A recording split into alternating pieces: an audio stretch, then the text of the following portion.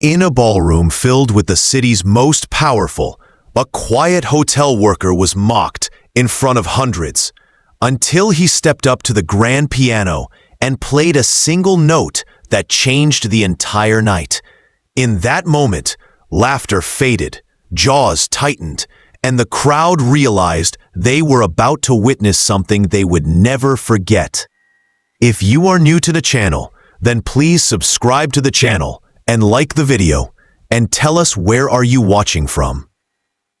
If this story moved you, we'd love to hear your thoughts, so drop a comment below and let us know what you think. Now, let's jump into the story. The Grand Stone Hotel in Boston stood like a jewel against the night sky. Its tall windows glowed with golden light, spilling warmth onto the cold stone steps outside. Inside, the main hall was alive with movement and sound. Chandeliers hung high above, scattering light across polished floors. The air was rich with the scent of perfume and expensive wine. Every corner of the room carried the hum of polite laughter, the click of heels, and the flash of cameras catching each guest's perfect moment. Noah Carter moved along the edge of the hall, almost invisible among the swirl of gowns and tuxedos. His navy work shirt was pressed, his black gloves neat. He pushed a small cleaning cart, wheels rolling softly on the carpet.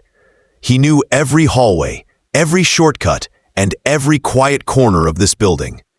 He had worked here for years, learning how to be present without drawing attention. Most of the guests didn't notice him. Some glanced past him, eyes fixed on someone more important. Helen Brooks, the housekeeping supervisor, passed by with a tray of folded napkins. She paused for a moment. "Noah, remember to take a break," she said gently. He gave her a small smile. "I will, Helen." She nodded and moved on, weaving through the crowd like someone who had done it 1,000 times before. On the far side of the hall, a grand piano stood on a small stage. Its black surface reflected the chandelier's light, and the keys were as bright as snow. Noah's eyes rested on it for a second too long. He could almost feel the smooth ivory under his fingertips. But he turned away quickly. He was here to work, not to play. The evening's hostess, Margaret Langford, entered the hall with a practiced smile. She wore a silver gown that shimmered with each step, her hair pinned perfectly in place. Cameras turned to her as she moved toward the microphone. "Thank you for joining us tonight." Her voice rang clear. "We are here to make a difference."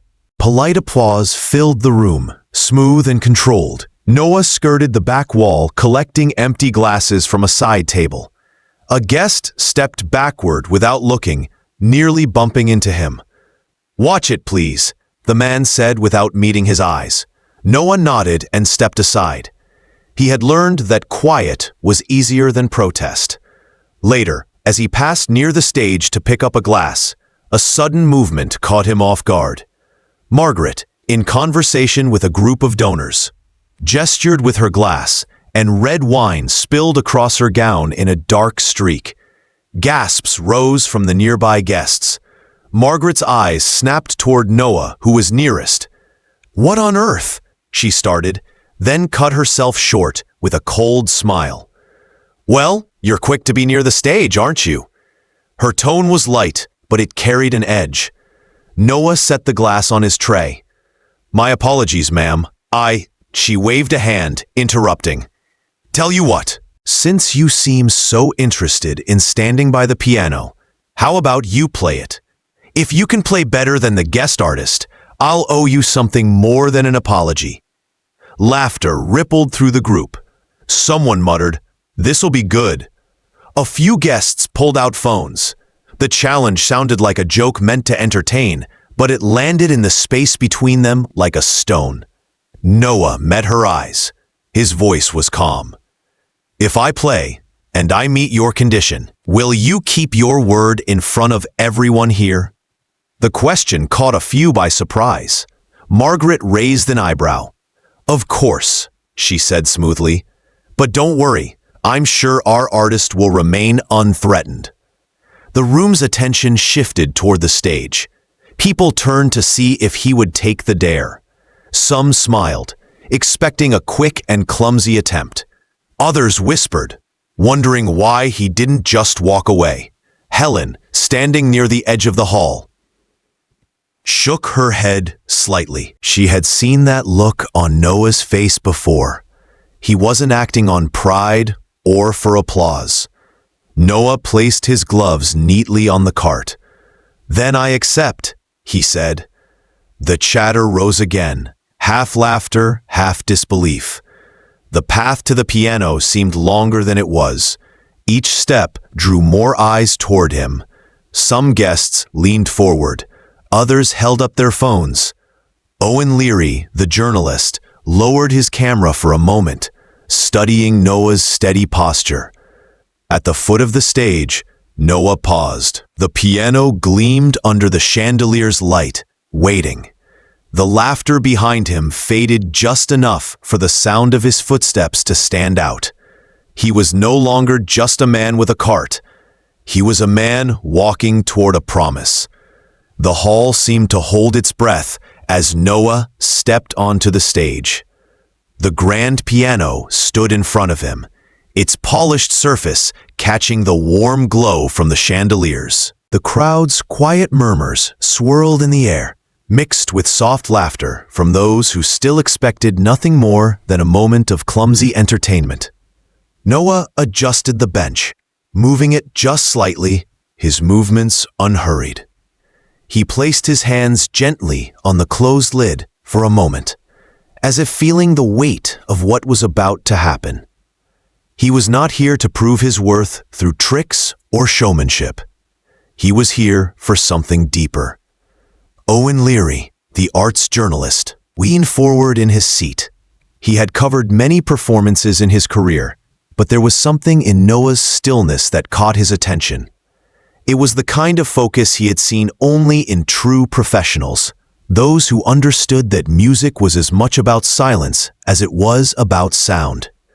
A few guests whispered, "Do you think he can even play?" one asked. Another chuckled, "Probably knows 2 notes."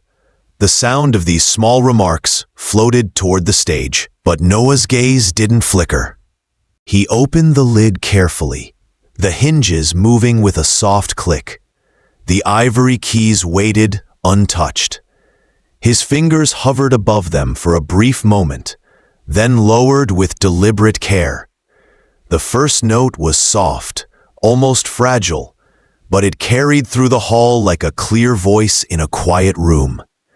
The sound seemed to settle into the walls and floors, steady and full.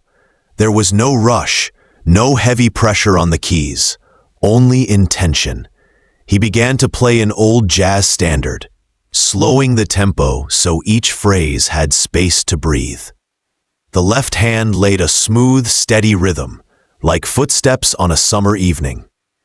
The right hand answered with gentle, careful notes, letting the melody unfold without force. The conversations in the room thinned. A woman in the second row, who had been recording with her phone, lowered it and placed it face down on her lap. The laughter from earlier lost its edge, replaced by something quieter, though no one named it yet. Owen's eyes narrowed slightly. The phrasing was clean, the touch warm, and there was restraint in every movement. He could hear the years of practice hidden behind the quiet confidence.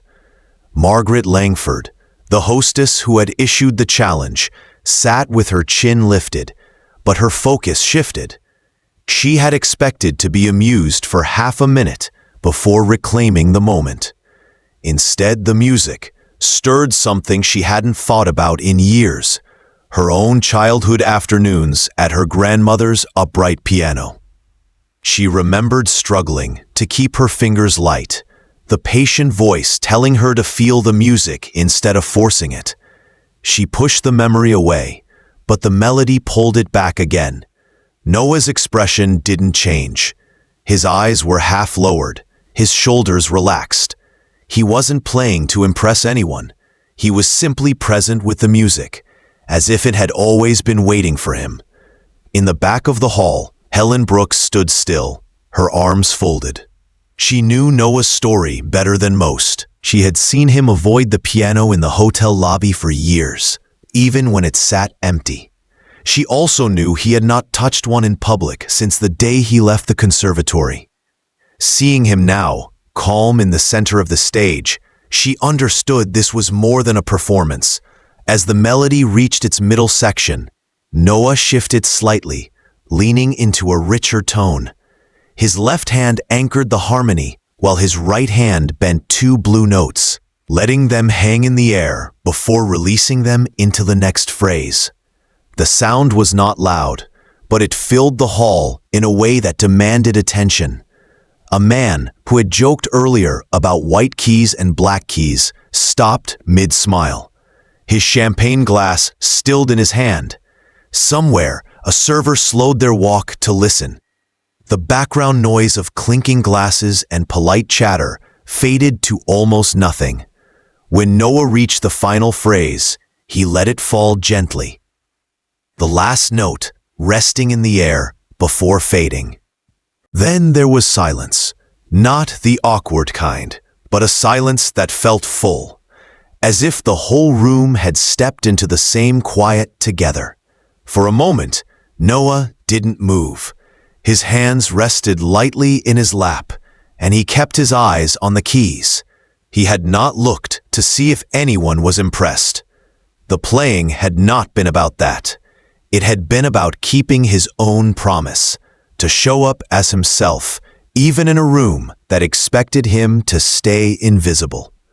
Owen leaned back slowly, already knowing what he would write later. The man on stage had not played for applause, but for truth. The quiet broke with a single clap, then another, then a wave of applause that grew, not out of politeness, but from something closer to respect. People glanced at each other, as if to confirm they had all felt it. Noah stood, not quickly, not with any grand gesture, and stepped back from the piano. The performance was over, but the shift in the room had only just begun. The applause in the Grand Stone Hotel's main hall lingered longer than anyone expected.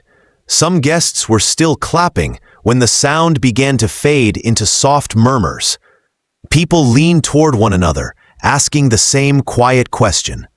Who is he? Noah Carter stood near the piano, his posture calm. He had played without seeking praise, yet now he found himself in the center of the room's attention. The space felt different. Moments ago, he had been a shadow at the edge of the event. Now every gaze in the hall rested on him. Helen Brooks stepped forward from her place at the side wall. She looked at Noah, then turned to the guests. Her voice was steady but carried weight. "Some of you are wondering about him," she said.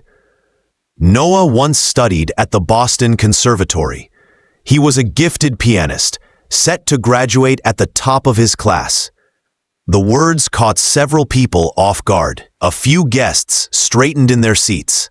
Owen Leary, the journalist, narrowed his eyes. The name sounded familiar. Helen continued. Years ago, Noah's father became very ill. The medical bills were more than their family could handle.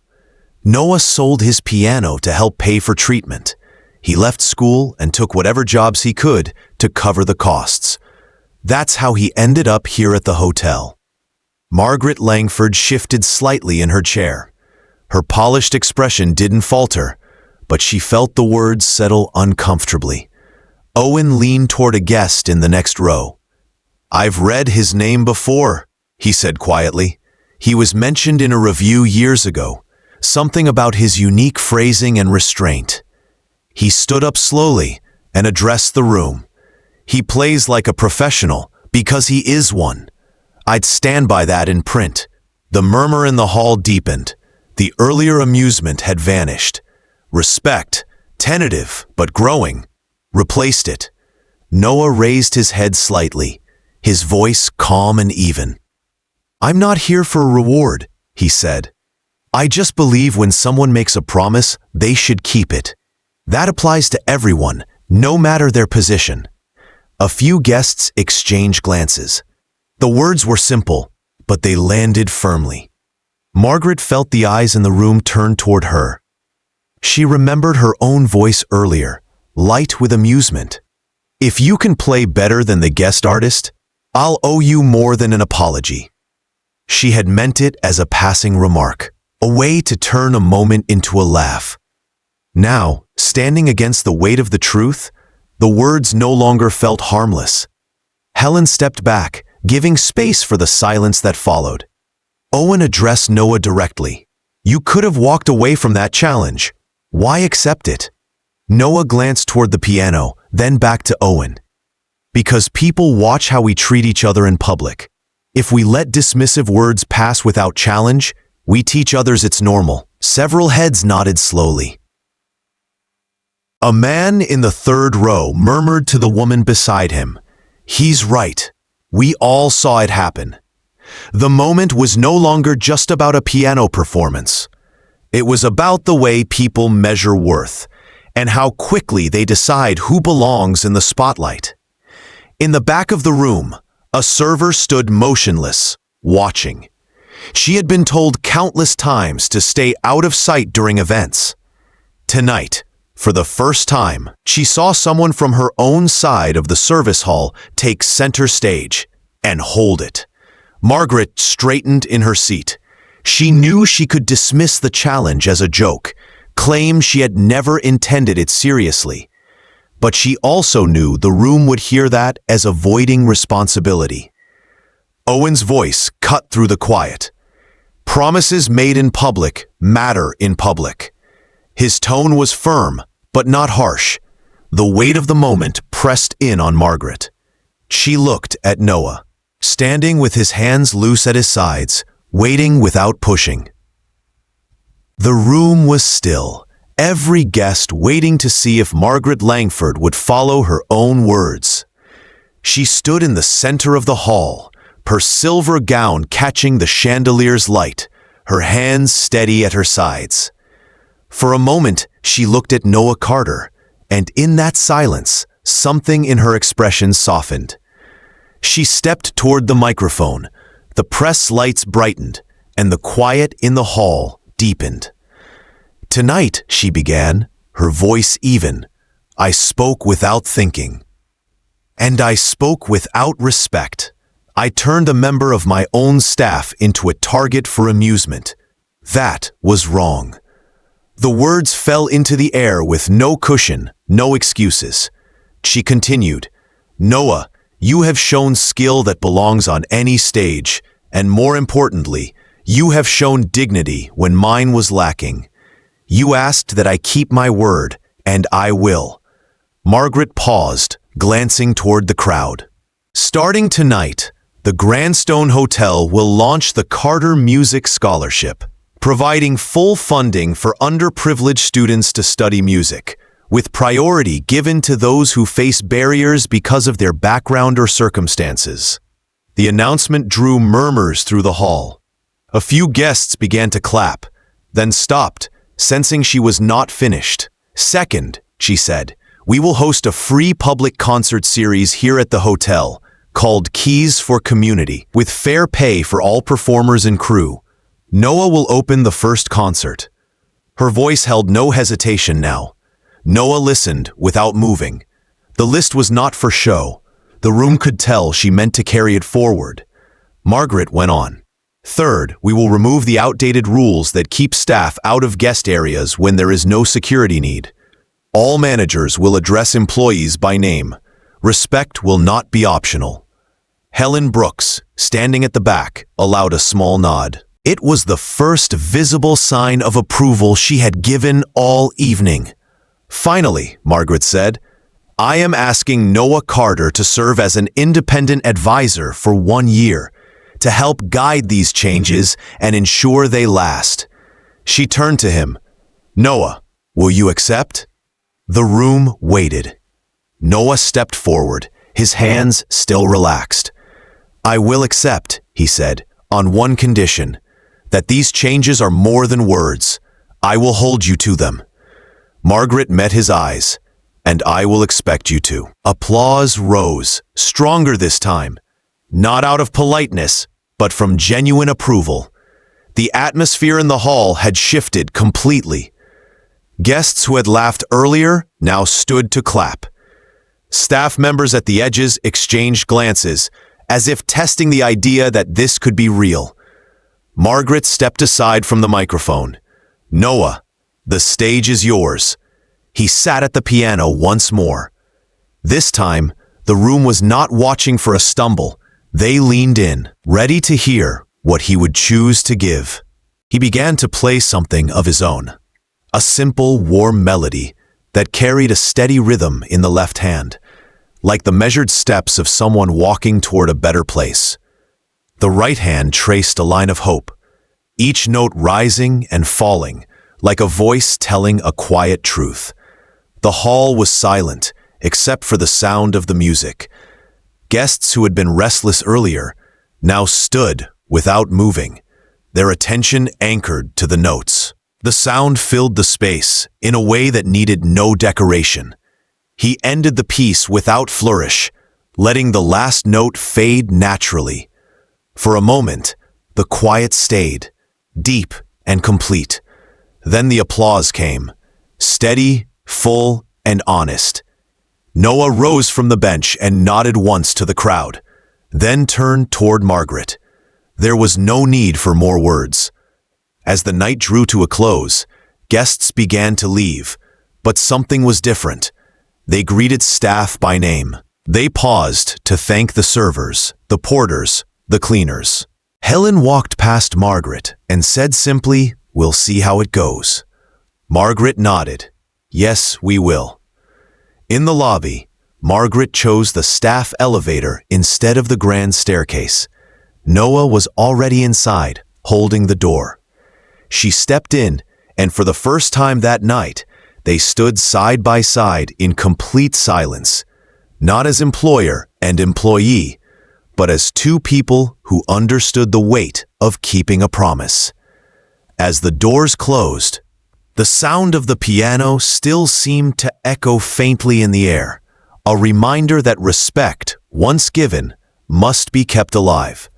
And from that night on, the story of Noah Carter and the promise kept at the grandstone was told not as a moment of embarrassment, but as the night a room full of strangers learned that dignity, like music, speaks loudest when it is played from the heart.